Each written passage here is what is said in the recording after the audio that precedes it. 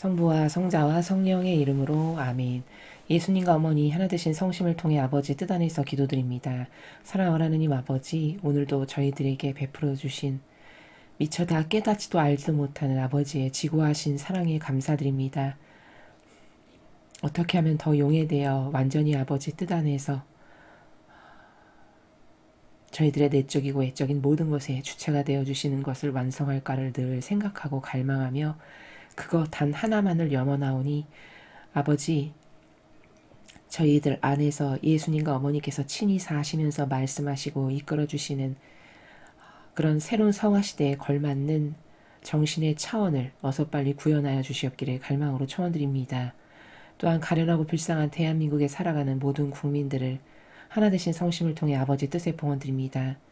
아버지, 이 마지막 시대에 영혼이 거짓에 속아서 난도질 당하고 자신이 무엇에 끌려가는지도 모른 채 악에게 협력하고 동조하는 이 가련하고 불쌍한 민족을 정말 가련하게 여겨주시옵소서. 저희들이 행하는 부족하오나 아버지께 사랑으로 드리는 고행과 극기와 배상과 보속을 너그러이 받아주셔서 이 나라 국민의 사고방식 안에 살아가는 그 모든 신적 질서와 진리에 반하는 마귀를 성미칼 대천사의 검으로 갈갈이 다 찢어주셔서 그 모든 것에 주님의 빛이 들어가 모두 불타 죽여 없애주시옵기를 갈망으로 청원드리며 그리하여 그 모든 이들이 주님의 진리의 빛으로 사고방식이 완전히 개선되어 새로 태어날 수 있도록 축복하여 주시옵소서.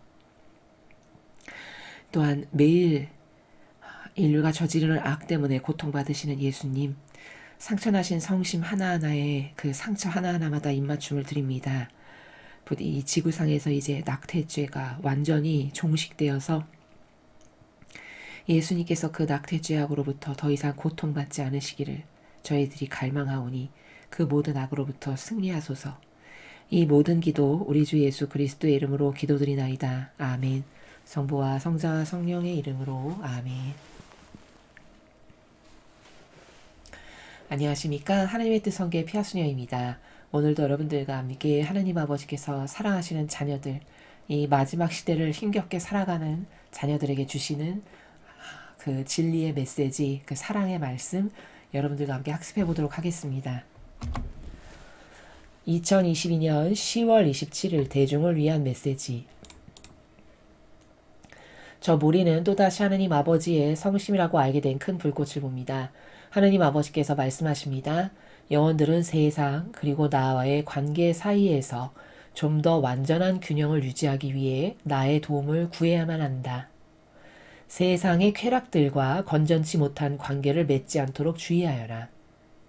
너희가 오랜 시간 지켜왔던 너희의 일정, 스케줄을 항상 신뢰하지는 마라. 사탄은 그것을 자신에게 유리하도록 조작할 수 있다. 매일 미사와 묵주기도가 사탄의 사악한 계획에 맞서는 너희의 최상의 방어선이라는 사실을 명심하여라. 너희는 기도를 통해서 가장 쉽게 어둠에서 빠져나와 빛 안으로 들어갈 수 있는 것이다. 나는 너희가 기도의 자녀들, 빛의 자녀들이 되기를 바란다. 주님의 말씀입니다. 하느님 감사합니다.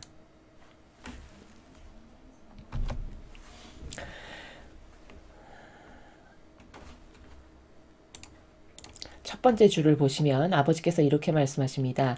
영혼들은 세상 그리고 나와의 관계 사이에서 좀 더 완전한 균형을 유지하기 위해 나의 도움을 구해야만 한다. 우리는 영혼도 가지고 있고 육도 가지고 있죠. 근데 사실은 영혼의 주인으로서 살아가야 하는데 우리는 이미 아담과 하와가 지은 죄악 때문에 육의 주인으로 살아가고 있죠. 그러다 보니까 세상과 하느님과의 이 이원론적인 처해 있는 환경에서 이 균형을 잘 유지하면서 세상에 이렇게 치우쳐지지 않도록 살아가는 것이 굉장히 중요하죠. 그래서 아버지는 지금 완전한 균형을 유지하기 위해서 네가 혼자 균형을 유지하려고 인간적 노력을 해봤자 그래서 하나님의 은총 없이는 너는 너의 자아에 금방 빠지고 네가 좋아하는 기호나 정서에 완전히 함몰돼서 살아가기가 너무나도 쉬운 그런 마지막 시대니까 그렇게 너의 자아에서 반로되는 거, 기호, 정석, 경향에서 반로되는 것에 함몰돼서 살다 보면 나와의 관계가 상대적으로 이렇게 하느님과는 이렇게 멀어져서 잘못하면 선이 끊어질 수도 있으니까 이 균형을 잘 조화롭게 유지하려면 내 은총이 절대적으로 필요하므로 나의 도움을 네가 기도로서 그리고 항상 갈망으로서 지향해야 된다라고 말씀하시는 것이죠. 그러니까 이 균형이라는 단어를 아버지는 여기서 말씀하셨는데 예수님은 그래서 조화가 있어야 된다 이렇게 말씀하시죠. 이 조화라는 거는 잘못하면 이렇게 생각하실 수 있어요. 세상하고 하느님 사이에서 하나님한테만 이렇게 올인해야 되는 거 아니야? 물론 맞죠. 근데 여기서 균형을 유지하라고 말씀하시는 저 차원의 나라는 이런 겁니다. 우리가 육이 있잖아요. 육도 사실은 아버지께서 축복해서 주신 소중한 몸이죠. 그러니까 육을 갖고 있는 한 최소한의 것을 타협할 수밖에 없는 처지죠, 우리가. 죽을 순 없잖아요. 그러니까 우리가 생명을 유지하기 위해서 밥도 먹고 어떤 여러 가지 운동도 하고 이런 여러 가지 육과 관련된 것들을 취하고 있죠. 이 지상에서 육이라는 것을 갖고 있으므로 그래서 예수님은 이 육을 어떻게 다루셨냐면 성경을 보면 육이 필요로 하는 최소한의 것만을 취하고 더 이상은 육에 관련된 것은 거룩하게 무관심하셨다라고 나와요. 성경에 말씀하시는 행간의 나라가 그 정신세계거든요. 그러니까 마찬가지로 우리도 여기서 균형을 유지하라는 거는 그렇게 네가 생명을 유지하고 이 육도 사실은 아버지의 뜻을 행하기만 하면 굉장히 좋은 도구거든요. 그러니까 그렇게 아버지의 뜻을 행하기 위한 좋은 도구로서 쓰기 위해서 최소한의 육의 생명 활동에 필요한 것들을 네가 하는 데 있어서의 그 적절한 조화, 그 조화의 균형을 이루는 것이 여기서 완전한 균형을 유지하라고 말씀하시는 나라다라는 겁니다. 자칫 잘못하면 아니 왜 세상하고의 균형을 이루어 하나님께만 올인하면 좋은 거지? 그것은 정신세계의 차원은 물론 그렇게 지향하는 것이 맞습니다. 하느님께 올인하면 올인할수록 좋은 거고 다른 완벽하게 모든 것에서 다 무관심하고 그것 하나만을 원하는 이런 정신은 정말 대단히 훌륭하고 좋은 건데 그것은 정신의 차원 그리고 영적 차원에서는 그렇게 목적을 세우고 그 길을 위해서 가는 게 옳겠으나 육도 우리가 한계성의 차원에서 갖고 있으므로 이러한 육을 여기서는 지금 세상이라고 표현을 하신 거고 그런 육과 영혼에 관해서의 이러한 조화, 균형이 적절하게 필요하다. 근데 그 조화와 균형이라는 것은 여기에 내가 완전히 애착하고 집착하게 빠지지 않는 육적이고 인간적이고 세상적인 것에 그냥 단순히 생명활동에 필요한 최소한의 것을 유지하는 정도로 만족할 수 있는 요게 균형이고 조화다라는 거죠. 그런 나라에서 말씀하시는 겁니다. 그리고 여기 균형이라는 거는 이런 차원도 동반됩니다. 우리는 지금 제가 말씀드리는 건 이제 영적 차원에서의 말씀을 드리는 건데 따라야 될 규칙은 무조건 진리여야 되고 그렇죠? 그 진리를 중심으로 정의와 자비가 조화를 이루어야 되겠죠. 진리에 근거하여 정의와 자비가 조화를 이루는 사고방식을 하지 않으면 이건 역시도 한쪽에 치우치면 예수님이나 성모님의 정신세계하고는 걸맞지 않죠. 지나치게 자비에 치우쳤다. 이러면 감성주의자가 되는 거고요. 지나치게 정의에 치우쳤다. 이러면 남을 다 단죄하고 평가하는 이런 것에 함몰되거나 빠지기가 쉽죠. 그러니까 이건 역시도 따를 규칙인 진리를 중심으로 정의와 조화가 적절하게 균형을 유지하는 정신세계, 사고방식을 갖는 것이 중요하다. 그 관점에서도 또 균형을 유지하는 게 필요하다라고 이렇게 말씀하시는 그런 차원도 여기서 추가적으로 우리가 살펴볼 수 있다는 말씀을 드립니다. 세상의 쾌락들과 건전치 못한 관계를 맺지 않도록 주의해라. 자, 세상의 쾌락. 빠져드는 거죠, 쾌락은. 내가 어떤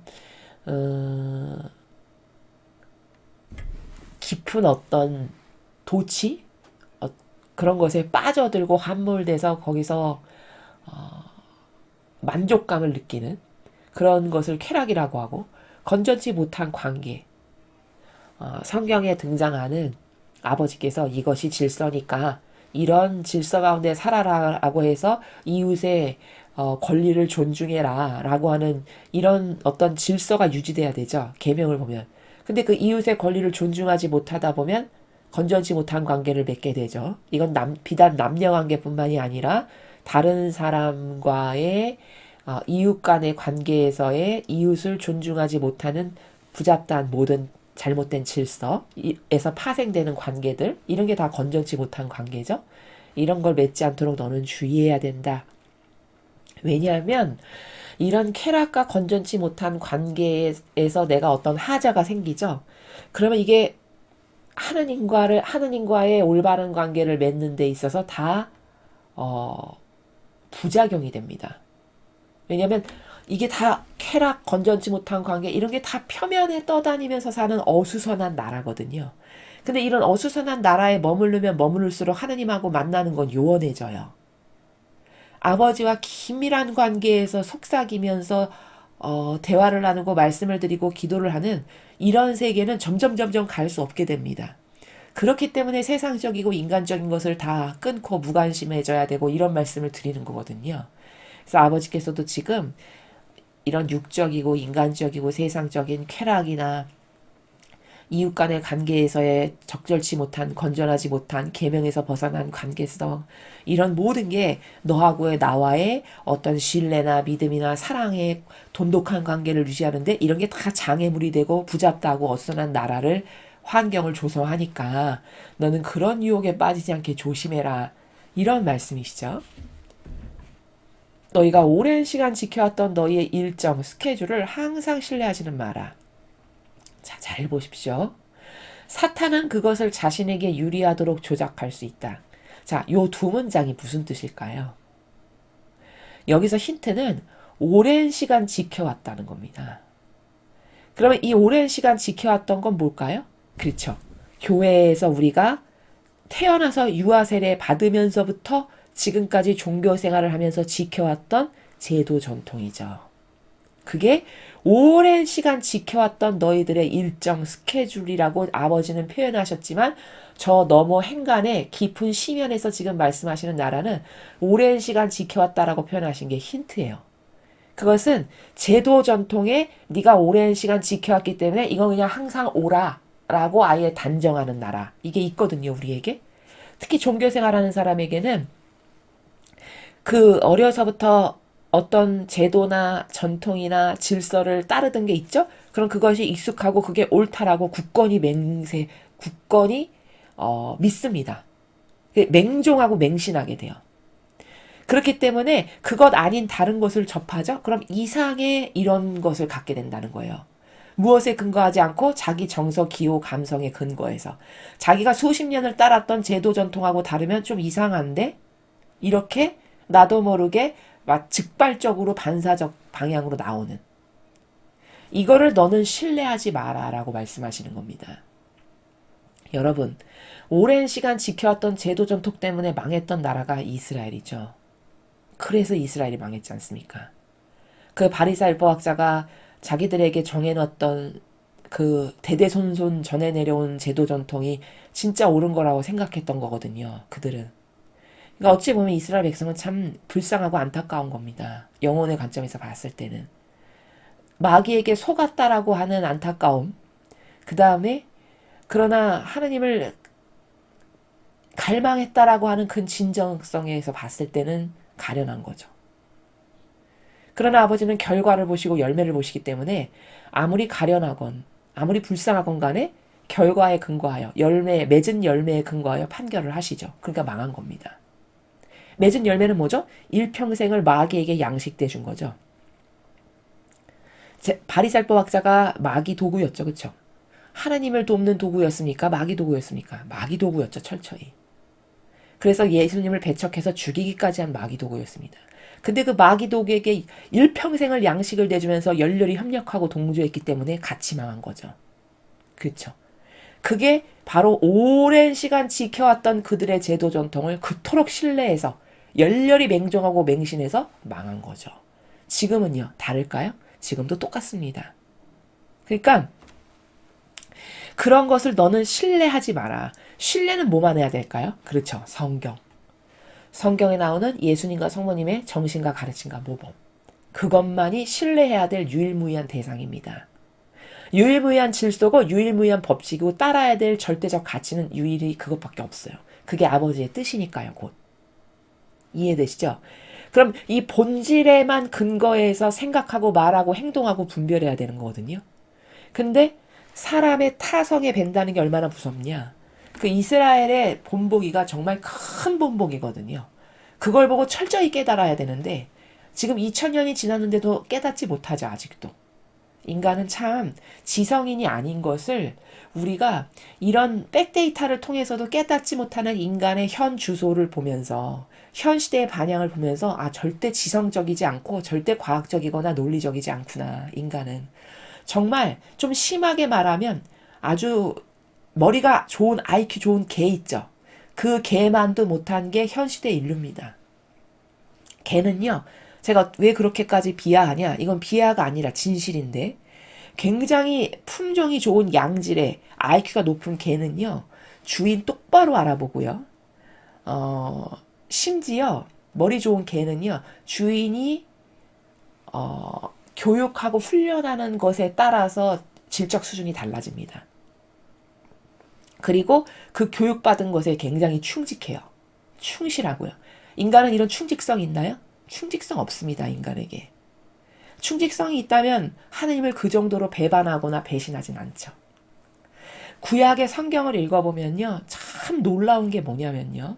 여러분이 성경을 차근차근히 처음부터 끝까지 구약부터 신약에 걸쳐서 차근차근히 조용히 혼자 조용히 읽으실 수 있는 공간을 하나 잡아서 읽어보시는 게 굉장히 중요하다라고 저는 권고를 드리는데 에제키엘서 같은 것을 보면요.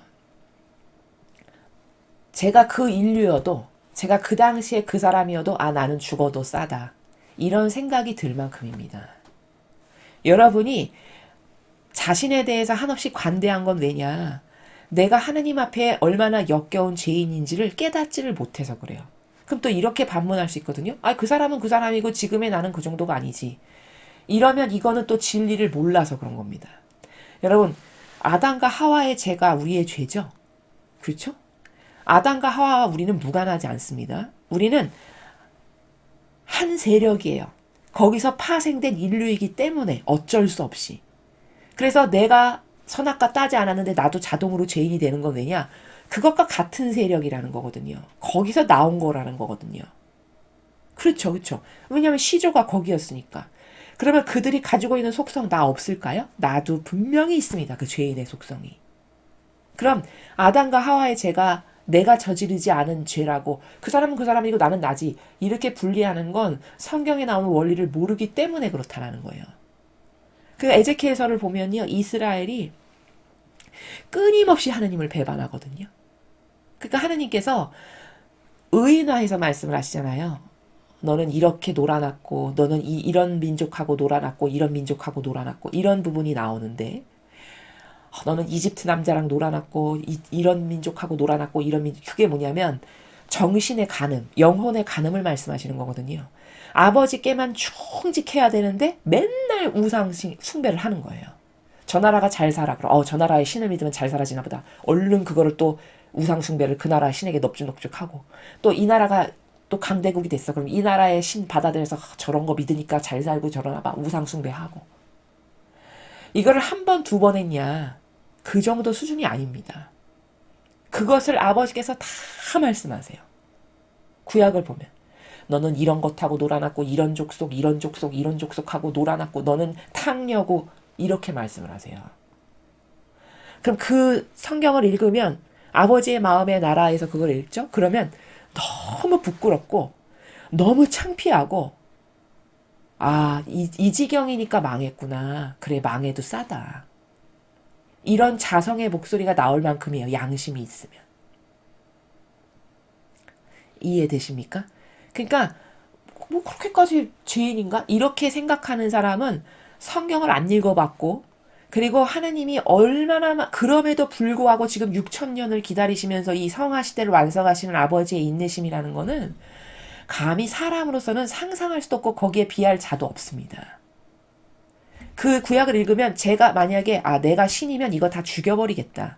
이런 생각이 들 만큼이에요. 아, 이거 다 내가 몰살시키고, 아, 이 정도로 배은망덕한 거는 여기서 뭘 골라낼 필요가 없어. 이건 족속을 다 멸해야 된다. 이런 생각이 들 만큼입니다. 그런데 거기서도 끊임없이 인내를 하시면서 또 기다리시고 또 양지를 곤란해서 또 어떻게 개선해 보려는 노력을 하시고 이런 분이 하느님 아버지시라는 겁니다. 거기에 인간은 입도 뻥끗 할 수가 없어요. 양심이 있다면. 그럼 그런 그 인간의 개만도 못한 충직하지 못한 그런 역겨운 속성이 대대손손 정승돼서 우리에게도 있다는 거죠. 그러면 아, 저는 진짜 죄인입니다. 이렇게 할 수밖에 없는 게 하나님 앞에 저는 정말 역겨운 죄인입니다. 이렇게 고백하는 게 진짜 정직한 사람의 올바른 합당한 타당한 고백이라는 겁니다. 그것보다 더 낮출 수 있어야 되는 게 사실 더 정직한 거고요. 그런데도 불구하고 그렇게 추잡하고 역겨운 백성이 어떤 마귀에게 속아서 어떻게 망했는가를 이렇게 성경을 봐야 알 수 있는 거거든요. 그러면 그것을 거울 삼아서 아, 나는 저런 무질서, 저런 배은망덕함, 저런 충직하지 못한 저런 거는 하지 말아야 되겠다. 최소 내가 저런 역겨움만은 들이지 말고 죽어야지. 어떤 이런 거를 다짐도 하게 되고 발견도 하고 깨닫게 되는 거거든요. 근데 성경을 모르니까, 진리를 모르니까 편안한 거예요. 자기가 그 정도로 저열하고 저급한 존재인데도. 그러니까 그 역겨운 백성이 그렇게 거짓 제도 전통에 맹종해서 망하고 죽었는데도 나도 똑같이 그것을 답습하고 있는. 이것이 오늘날의 인류죠. 그렇죠? 정신의 간음, 영혼의 간음이 얼마나 무섭고 하느님께서 노여워하시고 역겨워하시는 건지를 구약 성서를 통하면 하나하나 다 발견할 수 있고 보고서 깨닫고 아, 나도 저 백성과 다르지 않지. 왜? 그 DNA와 유전자를 다 물려받은 같은 세력이잖아요. 그쵸? 그럼 나는 내가 깨닫지 못하는 얼마나 역경을 많이 들였을까. 이런 것을 스스로 조용히 하느님과의 만남을 통해서 기도를 할 때 회개하고 뉘우쳐야 될 수두룩한 것들이거든요. 근데 전혀 그런 것에서 둔감하고 무관심하다. 이런 게 다 뭘까? 거짓 교회로부터 성경은 하나도 배워본 적이 없고 다 제도 전통만 배운 거죠. 전례만 배운 거고, 그렇죠? 형식주의만 배운 거죠. 그러니까 그 제도 전통과 형식주의와 거기에 함몰돼가지고 그게 진짜고 그것만 하면 신앙생활 잘하는 것 같고 그러면 모범인 것 같고 이런 것을 마귀가 완전히 영혼을 꽉 잡고 있는데 아무리 부르짖어도 깨닫지 못하는 진짜 이 세대는 안타까운 세대입니다.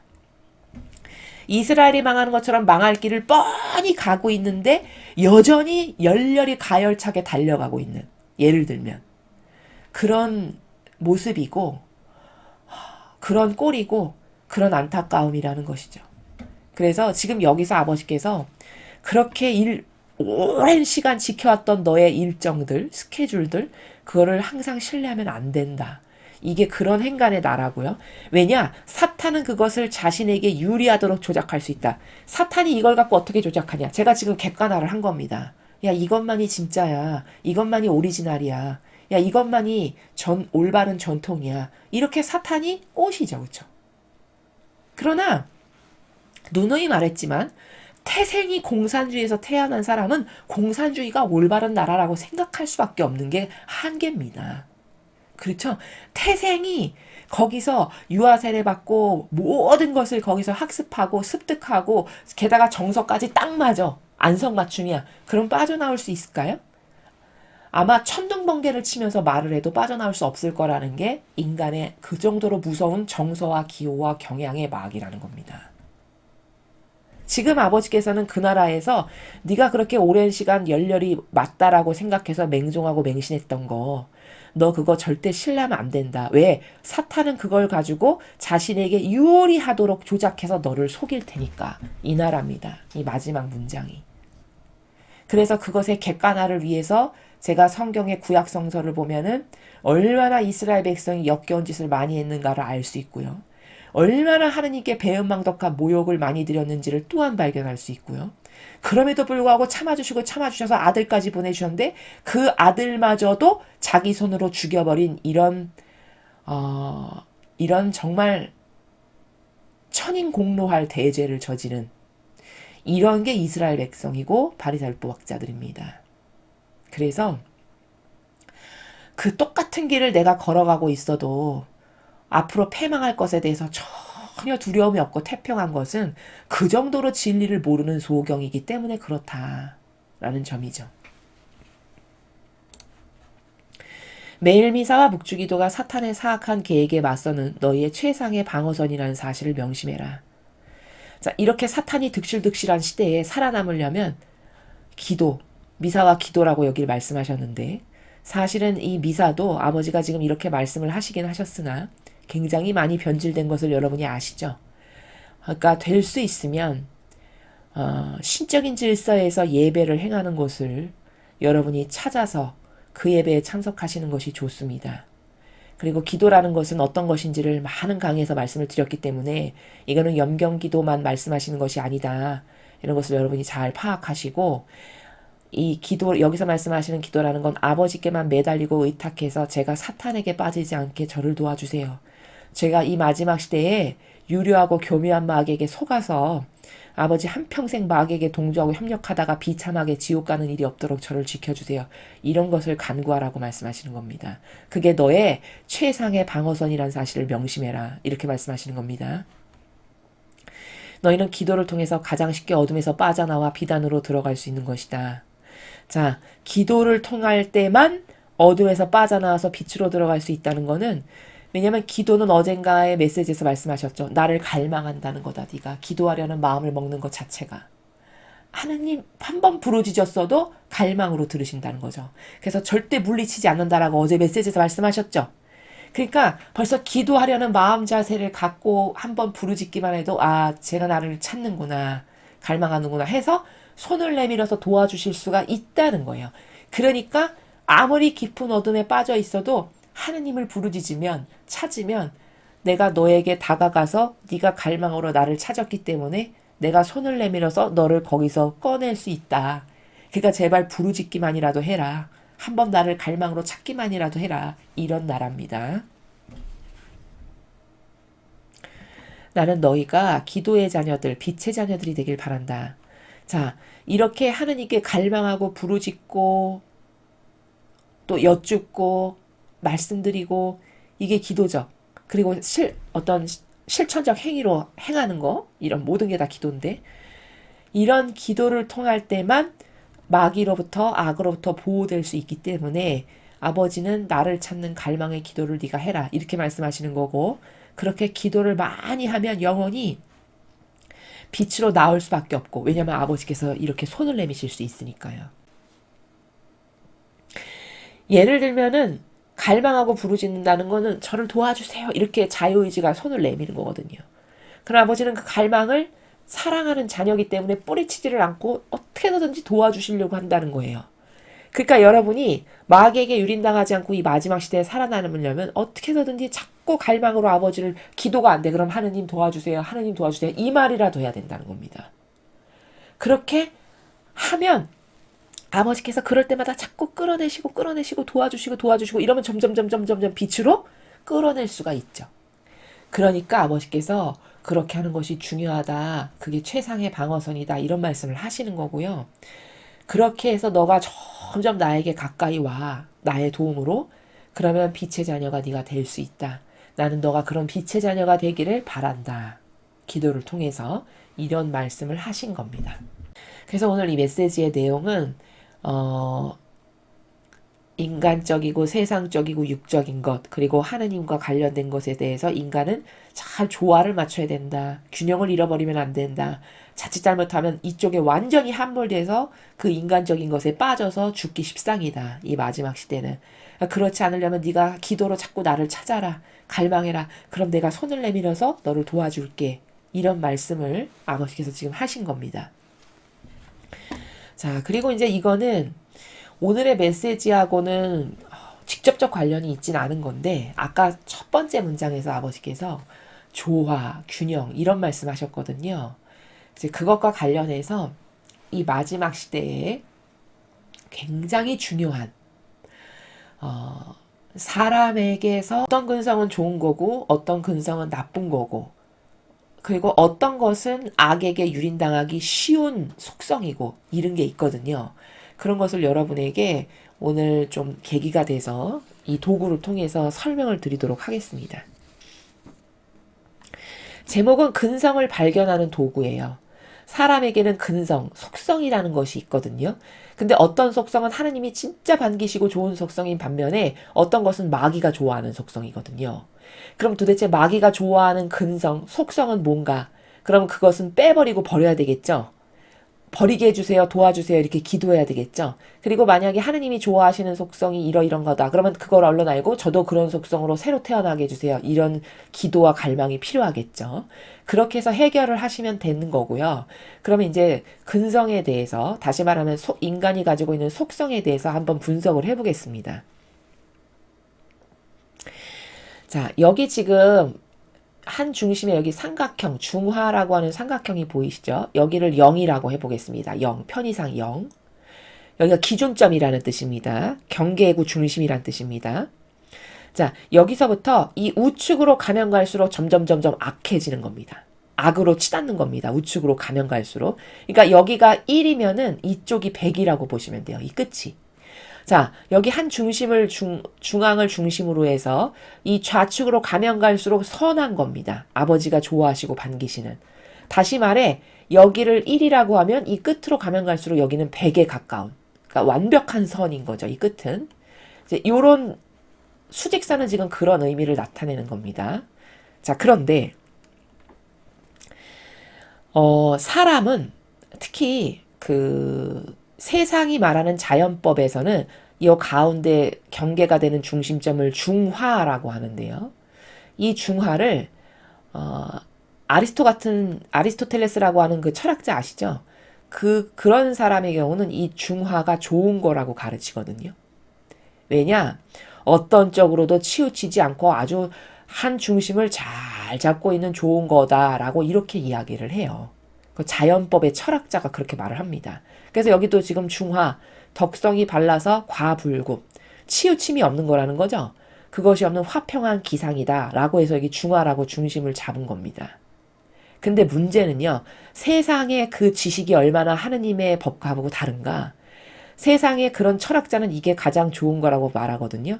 근데 하느님은요, 지금 여기 중심을, 중심을, 한 중심을 경계로 해서 이 빨간색 선이 보이시죠? 요 빨간색 경계에 해당하는 요 바운더리, 요 지점, 요 영역이 가장 심각한 마귀가 좋아하는 속성입니다. 그래서 시커멓게 문제의 영역이라고 써놨죠. 여기 중화를 중심으로 이 좌측으로 쬐끔 우측으로 쬐끔 되어 있는 바로 이 빨간색 영역의 이 부분이 마귀가 기가 막히게 자기 도구로 쓸 수 있는 속성을 가지고 있는 사람의 특징이 다 여기에 해당합니다. 자, 왜 그런가를 제가 이제부터 설명할 텐데요. 이렇게 설명하면 더 쉬우실 것 같아요. 아예 이렇게 악으로 치우쳐 있죠. 여기가 100이라고 했죠. 제가 악의 끝지점. 여기가 악의 100이 끝단이라고 하면은 예를 들면 성경에서 니네베 같은 거죠. 혹은 바오로 사도 같은 겁니다. 세상 사람 모두가 손가락질하는 거예요. 야, 저건 악인 중에서도 진짜 악해, 악독해. 이렇게 손가락질하는 니네베나 바오로 사도 같은 것이 여기 끝단에 해당하는 겁니다. 근데 그 사람들 요나가 한 번 지나가면서 회개하시오 다 회개했습니다. 왕부터 짐승에리까지 배옷 자루옷 다 뒤집어쓰고 죄를 뒤집어쓰고 회개했어요. 근데 이스라엘 백성 예수님이 오셔서 기적 수도 없이 보여주셨습니다. 여기 니네베에 기적 있었나요? 없었습니다. 그런 거? 하느님의 아드님 오셨나요? 아니요. 전혀 그런 거 모릅니다. 이방인입니다. 근데 듣도 보도 못하는 사람이 지나가면서 회개하시오. 회개 안 하면 며칠 만에 무너집니다. 했는데 단번에 회개 다 했어요. 그렇죠. 바오로 사도를 보십시오. 하느님의 자녀들 잡아다가 가두고 죽이고 박해하는데 1등이었습니다. 둘째가라면 서러운 사람이었어요. 그래서 그 바오로 사다와 만나서 하나 돼서 협력해서 일하라고 하니까 아니 그 사람 하느님 박해하고 잡아들인 사람인데 왜 그 사람하고 어떻게 하나 되냐라고 물어볼 만큼이었습니다. 그렇죠. 이 정도로 악독하다고 악명 높은 사람이었습니다. 근데 그 바오로 사도 예수님이 한번 만나주셨죠. 사울아 사울아 왜 나를 박해하느냐. 누구십니까? 나는 네가 박해하는 예수다. 그 한 번의 만남을 통해서 단번에 회개하고 다 끊어버리고 자기가 갖고 있던 로마 시민권자 뭐 명예 수많은 좋은 거 다 끊어버리고 돌아서서 하느님의 일꾼이 됩니다. 니네베도 그렇고 바오로 사도도 그렇고 단번에 회개했죠. 그렇죠. 여기서 일로 가면 갈수록 인간은 악독해 못됐어 무서워 살인자야 악마야 손가락질하지만 회개 단번에 다 했습니다. 그렇죠. 그러니까 그런 바오로 사도를 가져다가 쓰시는 거예요. 아버지께서. 근데 요 가운데 빨간색 안에 들어가는 이게 누구냐? 이스라엘 백성이에요. 여러분 니네베 단번에 회개했는데 예수님도 안 오셨고요. 예수님 알지도 못하는 이방인입니다. 단번에 회개했죠. 여기 이스라엘 백성들 특징. 예수님이 오셨습니다. 한 번 기적 보여줬나요? 수십 번 수백 번 보여주십니다. 돌아다니면서 죽은 사람 살려 아픈 사람 고쳐 한 번에 5,000명 먹이신 기적 펼치셔 뭐 한두 개가 아니죠. 그런 거 다 체험하고 경험했습니다. 회개했나요? 회개 안 했습니다. 그러면 아버지 뜻 말씀에 순종했냐? 불순종합니다. 여기 불순종한다고 써있죠. 여기 니네베 회개하시오. 그 알지도 못하는 요나 지나가는데 그 말에 단번에 순종하죠. 그렇죠? 여기는 그렇게 많은 것을 주고 사랑을 주고 기적을 펼쳤는데 순종 없습니다. 이들이 따르는 건 뭐냐? 오로지 인간적인 덕행. 인간적인 이해만 따라요. 그러니까 제도 전통, 바리새파학자가 일평생 주장한 제도 전통, 그게 옳다는 거예요. 그 인간적인 제도 전통과 기준이 옳다는 겁니다. 그 인간적인 기준과 덕행을 따르지 하느님의 아드님이 오셔서 무엇을 아무리 많이 설파하고 전한다 한들 절대 따르지 않았습니다. 그러니까 요 빨간 영역 안에 있는 중심값에서 약간 선한 쪽으로 치우쳤고 약간 악한 쪽으로 치우친 요 바운더리가 제일 마귀가 첨단 무기로 쓰기 좋은 악 중에서도 악이다라는 거죠. 근데 사람은 여기 해당하는 대표 주자가 이스라엘 백성이고 여기 악에 해당한 사람이 니네베인데 사람은 이스라엘 백성이 착하다고 하나요? 니네베가 착하다고 하나요? 이스라엘 백성이 착하다고 하죠. 그럼 선과 악을 얼마나 거꾸로 알고 있는 겁니까? 완전 정반대로 알고 있죠. 제가 그래서 다른 강의에서 그랬죠. 여러분에게 말씀드리기를 사람은 악과 선이 뭔지를 절대 모른다고. 그게 지금 이런 도표를 통해서 입증이 가능한 겁니다. 이런 것을 통해서 보셔야 아 진짜 그렇구나 발견하실 수 있어요. 자, 이 가운데 문제의 영역 불순종한다라고 시커멓게 표현한 이 사람들의 특징이 뭐냐? 하느님의 뜻을 가로막는 사람이 다 여기에 해당해요. 여러분 니네베가 하느님의 뜻 가로막았습니까? 단번에 회개했습니다. 바오로 사도 단번에 회심하고 돌아서서 충직하고 열렬한 하느님의 일꾼 됐습니다. 그렇죠. 여기 가운데 오히려 하나님의 뜻을 가로막죠. 뭐 인간적인 기준, 제도, 전통 따름으로써 아버지 뜻 절대 이루어지지 못하게 한 게 바리새율법 학자고 이스라엘 백성이죠. 그렇죠? 자기 의지와 뜻을 따라요. 일평생 자기 뜻과 의지가 기준입니다. 자신이 선하다고 믿는다. 두 번째. 이스라엘 백성들 자기가 니네베처럼 악독하다고 생각했을까요? 니네베보단 내가 낫지? 이렇게 생각했을까요? 아유, 이방인 어디 이방인이 감히 나에게 들이대 내가 얼마나 모범인데 이렇게 생각했겠죠. 그렇죠? 그들이 옳다라고 생각하는 건 뭘까요? 아, 난 때 되면 시간경 정확하게 바치지. 내가 때 되면 재물을 얼마나 잘 갖다 바치는데. 이게 그들의 기준입니다. 그게 그런 제도 전통에 맹종하는 거를 내가 선해 착해 나 정도면 쓸만해 이렇게 생각한다는 겁니다. 또 권한과 전통을 고수한다. 여기 보이시죠? 권한과 전통을 고수한다. 제가 이 권한과 전통은 뭔지를 아까 말씀드렸죠. 바리사이가 만든 제도 전통. 그게 예수님보다 항상 위에 있어요. 그쵸? 아버지 뜻보다 항상 위입니다. 바리사이가 만든 제도 전통이 하느님의 뜻 진리보다 항상 상위법이에요. 아버지 뜻은 맨날 발끝에 갖다 놓는 거죠. 진리는 맨날 발끝이에요. 그러니까 죽여버리기까지 하죠. 그러면서 입으로는 나는 하나님을 진짜 사랑하고 있지. 내가 얼마나 철저한 신자인 줄 알아? 나 있지. 3시간마다 한 번씩 기도하고 있지. 매일매일 미상하고 있지. 봉사활동 엄청 많이 하고 나는 재물도 딱딱 11조 떼서 바치고 이렇게 이야기한다는 겁니다. 그게 여기 살아가는 사람들의 특징이에요. 또 주님 중심 아닌 사람 중심. 그렇죠? 여러분, 사제를 믿습니까? 하느님을 믿습니까? 사제를 믿죠. 왜? 사제에게 맹종하고 맹신하죠. 하느님에게 맹종하고 맹신한다면 이 진리의 말씀을 따르겠죠. 입증을 다 할 수 있습니다. 얼마든지. 밤을 새서라도 할 수 있어요. 저는 하느님 믿는데요? 하느님 안 믿는다는 증거를 제가 100개도 될 수 있습니다. 첫째, 하느님 믿는다면요. 그렇게 인간의 기준, 제도, 전통에 절대 맹종할 수가 없습니다. 성경에 맹종하지. 근데 성경 어떤 걸 맹종하고 사나요? 성경에서 말씀하시는 걸 따르고 사나요? 제도, 전통과 사제가 말하는 거를 따르나요? 어떤 걸 따르나요? 누가 봐도 제도, 전통과 사제가 말하는 것을 따르고 살지 않습니까? 그럼 그건 주님 중심이 아닌 사람 중심이죠. 그렇죠. 이러니까 여기 시커먼 영역에 사는 사람은 불신앙, 믿음 없고요. 회개 없습니다. 왜? 자기가 착하다고 생각하니까. 여러분, 이스라엘 백성이 회개했을까요? 죽는 날까지 회개 안 했습니다. 니네베 단번에 회개했습니다. 그렇죠. 그러니까 죽는 날까지 회개 없어요. 왜? 나는 문제없고 착하고 쓸만한 사람이야 라고 생각하거든요. 자기가 따르는 제도, 전통과 형식을 잘 지키는 것을 착하다라고 착각하는 겁니다. 근데 절대 착하지 않죠. 그렇죠? 오히려 니네베가 착한 겁니다. 니네베 사람이 양질인 거예요. 근성적인 측면에서 봤을 때. 그러니까 아버지는 바리사의 율법학자에서는 사도를 안 뽑으셨어요. 근데 악의 끝지방에 가 있는 바오로 사도는 사도로 뽑으십니다. 왜? 그 사람이 한번 딱 내리치죠? 그러니까 완전히 전향해서 일로 가죠. 그렇죠? 여기 살던 사람이 결단력도 빠르고 단순하고 그리고 어떤 이거야 하면 맺고 끄줌이 분명하죠. 여기 이 악의 끝지방에 있는 이 사람의 특징이. 그렇죠? 그러니까 확 끊어버리고 일로 확 돌아 쓰는 게 너무 쉬운 겁니다. 그러니까 바오로 사도를 일꾼으로 쓰시는 겁니다. 근데 여기는 자지도 않고 뜨겁지도 않고 그래서 성경에 차거나 뜨겁지 않으면 배 터버린다에 해당하는 영역에 살아가는 사람이 이 시커먼 삼각형에 해당하는 사람들입니다.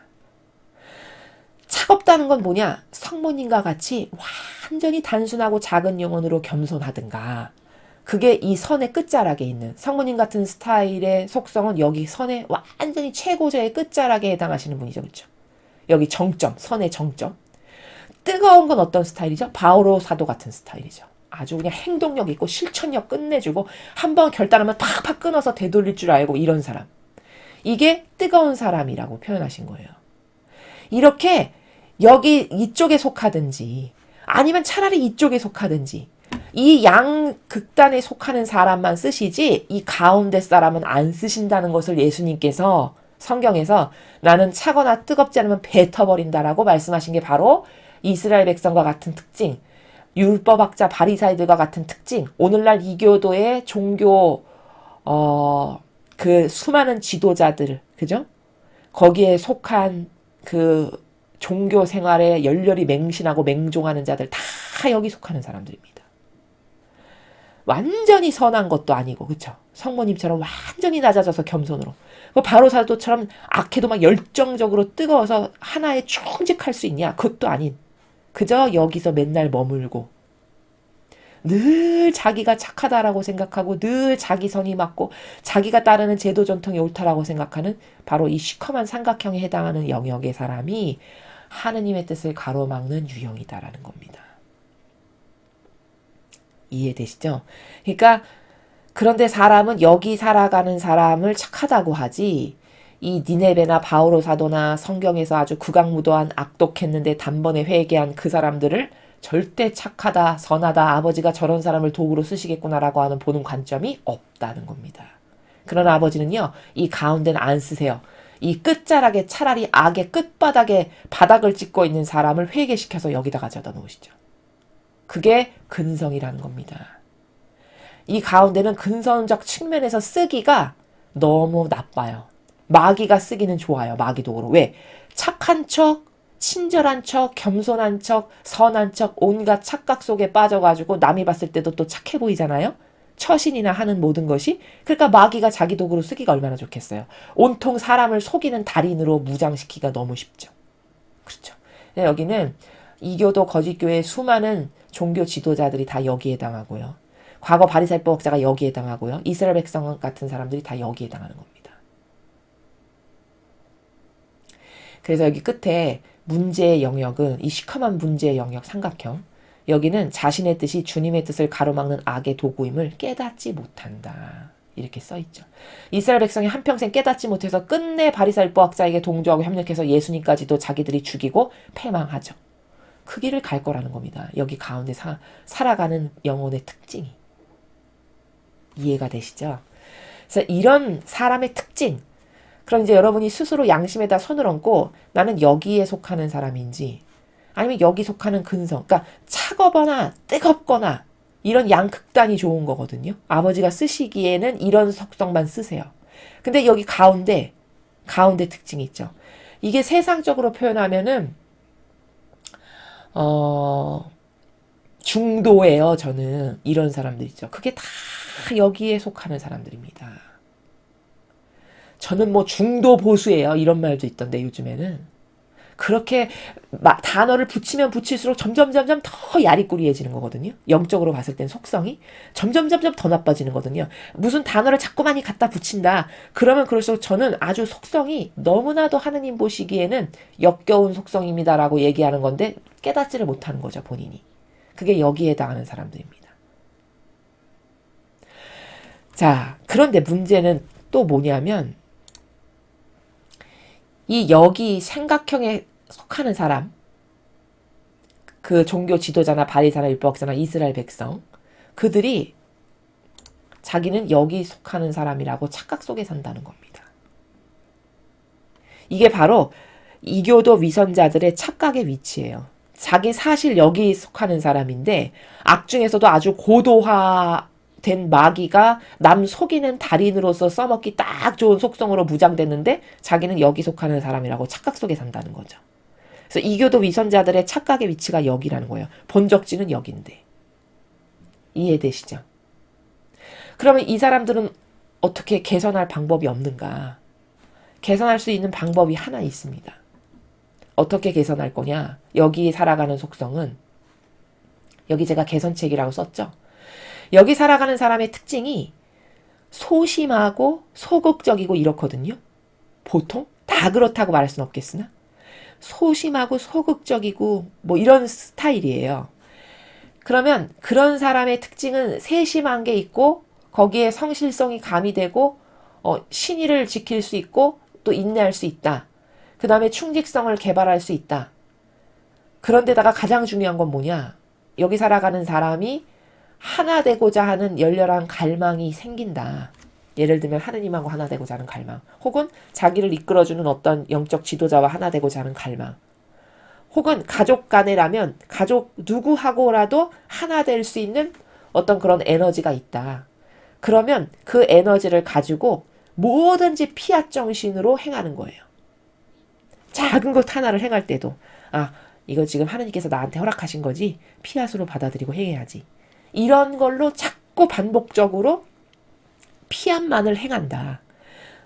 이거 지금 힘들고 어렵고 고통스러운 거야. 근데 나에게 왔어. 이거 지금 아버지께서 내가 하길 원하시는구나 해서 아버지 뜻으로 받아들이고 충직하고 성실하게 꾸준히 인내 가운데 행해. 그러면 여기 있던 사람이 자꾸 여긴 악이군요. 이쪽으로 이렇게 점점 이렇게 벗어나게 된다는 겁니다. 항구하게 행할 수 있는 피앗 정신이 있다면, 그 있다는 가정하에. 그러니까 여기 삼각형의 영역에 살아가는 사람에게 유일한 희망은 뭐냐면 피앗 정신이 있어야 돼요. 갈망과. 그러면 기도 가운데 아버지 제가 모든 것을 아버지 뜻으로 받아들이고 피앗 정신으로 행할 수 있는 은총을 주세요. 그러면서 자기에게 닥치는 모든 것을 피앗으로 하면 이 시커먼 영역에서 조금씩 이렇게 빠져나오게 된다는 겁니다. 아버지 은총으로. 아버지께서 이끌어 주셔서. 그럴 때만 이 어둠의 영역에서 나올 수 있다. 그러니까 여기 살아가는 사람은 이런 역겨운 인간적인 뜻 안에서 자기가 빠져나오기를 원한다. 자신이 아버지의 도구가 되기를 원한다. 라면 이런 속성을 개발하고 그리고 갈망과 피앗으로 작은 것에서부터 충직하게 아버지 뜻으로 받아들여서 행하는 것을 반복적으로 계속하면 이렇게 이쪽으로 나아갈 수 있게 되는 유일한 에너지와 원동력이다. 이렇게 해결책을 말씀드릴 수 있습니다. 자, 그래서 오늘 사실 메시지에서 배운 거는 간단한 것들이었죠. 세상적인 것과 나와의 관계에서 너는 균형을 유지할 수 있어야 되는데 그건 기도로 은총을 받아야 가능하니까 네가 맨날 나에게 갈망하고 기도해라. 이런 말씀이시고요. 그리고 그런데 너가 하나 주의해야 될 게 있는데 오랜 시간 지켜왔던 게 맨날 신뢰해야 될 것들은 아니다. 거기 마귀가 그것을 유리하게 자기에게 조작해서 너를 마귀 도구로 끌고 갈 수 있으니까 너는 그렇게 오랜 시간 지켜왔던 제도 전통에 맹종하는 것, 그것이 이스라엘의 패망을 통해서 어떻게 달라져야 되는지를 파악하고 너는 거기서 빠져나와야 되는, 그것에 속지 않는 노력이 필요하다라고 말씀하셨죠. 그래서 제가 이제 그것과 연관이 돼서 아까 근성을 발견하는 도구를 통해서 여러분이 혹시라도 가운데에 속하는 사람이다. 아, 나는 중도가 좋아요. 이런 건 성향적으로, 기호적으로 벌써 그 가운데적인 것을 갖고 있는 거거든요. 아, 저는 이렇게 막 극단으로 치우치는 거 너무 별로예요. 그 속성 자체가 굉장히 나쁜 겁니다. 영적으로는. 세상이 뭐라 하건 그건 인간적 자연법에서 아무리 옳다라고 한들 그건 진리에 근거한 것이 아니기 때문에 절대 옳지가 않고요. 그 양극단의 양질의 속성만을 아버지는 제자로 도구로 쓰십니다. 그러니까 여러분이 뜨겁던지 차던지 그 둘 중에 해당하지 않는다. 나는 맨날 가운데에서 중도나 좋아하고 내 뜻과 내 의견, 내 선, 내가 좋다고 생각하는 것만 일평생 계속 거기다가 양식만 내주는 상태다. 그럼 거기서 뛰어나와야 되는데 그 프레임에서 뛰쳐나와야 되는데 그럼 나오는 방법이 뭐냐를 제가 해결책까지 말씀을 드렸죠. 갈망으로 아버지께 청하십시오. 제가 여기서 벗어날 수 있게 저를 도와주세요. 이런 아버지 뜻하고 맞지 않는 이런 속성들 저 싫습니다. 이거 거부하니까 없애주세요. 그리고 저에게 열정을 주시고 피할 정신을 주셔서 제가 그 프레임에서 뛰쳐나올 수 있게 저에게 자비를 베풀어 주세요. 이런 갈망의 기도를 하셔서 그럼 여러분이 아까 말씀하셨죠. 네가 기도하면 나는 듣고 물리치지를 않으니까 내가 너에게 손을 내밀어서 도와준다라고 말씀하시죠. 여러분이 자꾸 그렇게 부르짖으면 그 프레임에서 나올 수 있게끔 아버지께서 도와주시겠죠. 이런 방법을 동원해서 그 가운데 영역에서 나오는 것이 여러분이 죽기 전까지 해야 될 지속적인 과제다. 우리 모두가 죽기 직전까지 그런 것이 있다면 그것을 해결하지 않으면 죽고 난 다음에 좋은 데 갈 리가 없겠죠. 왜냐하면 백데이터가 성경에 너무나도 많잖아요. 그 가운데 사람이 어떻게 패망했는지가. 그렇죠? 예, 그런 것을 여러분이 개선 활동을 또한 오늘 배우셨으니까 하실 수 있으셨으면 좋겠습니다. 이상으로 2022년 10월 27일 대중을 위한 메시지 해설을 마치겠습니다. 감사합니다.